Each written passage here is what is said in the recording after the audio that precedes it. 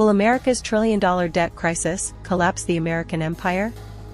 America's massive $28 trillion debt threatens its global power, echoing past empires such as Rome, Spain, France, and Britain, which collapsed under similar financial stresses.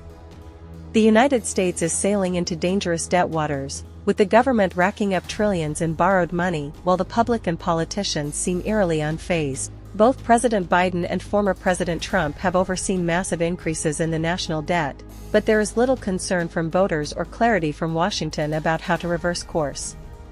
Historian Neil Ferguson warns that empires of the past crumbled under similar financial strains, with debt ballooning to such an extent that interest payments now exceed what is spent on defense.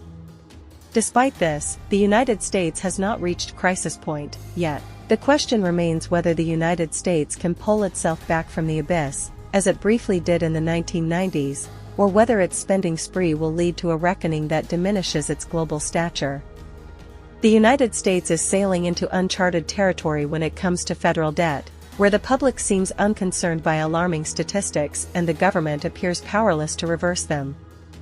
There is not much partisan advantage or difference of opinion in this presidential race. Both President Trump and President Biden have presided over increases in the country's debt accumulation during their terms in office, totaling about $7 trillion in each case.